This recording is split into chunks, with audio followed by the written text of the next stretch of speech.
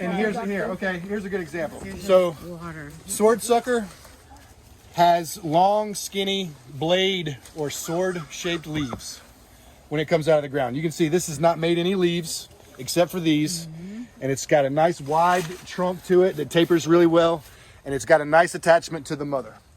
So that's a sword sucker. Here's a water sucker.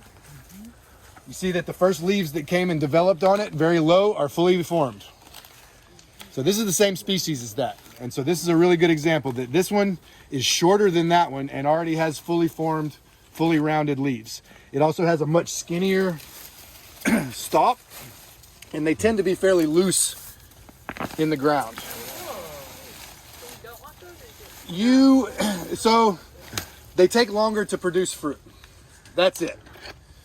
So because of that, they tend to be disregarded and focus on sword suckers, because the sword suckers are going to make fruit really quickly. These take maybe twice as long to get to maturity, but then once they're matured, they make pups.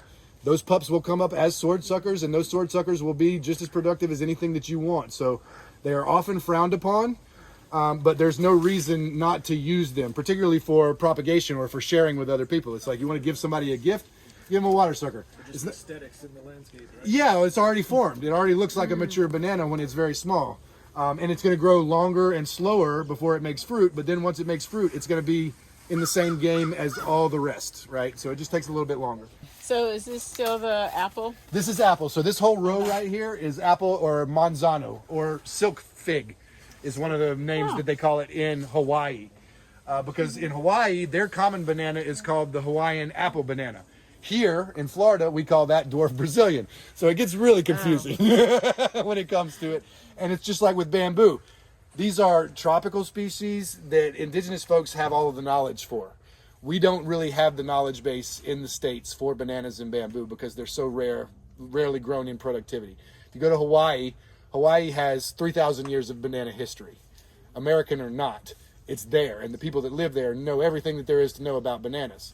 Same goes for bamboo. You go to places in Asia, they know everything that there is to know about bamboo. You get into the States, and it's like, you don't want to grow bamboo. It's not that, how do you know what is what? It's like, oh no, that's a devil's plant. You can't plant bamboo. You can't consider yourself an environmentalist encouraging people to plant bamboo.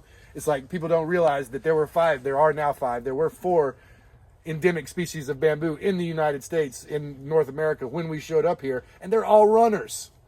And they covered riverbanks for as far as the eye could see. So actually planting running bamboo is restoration. Oh, well, I don't know.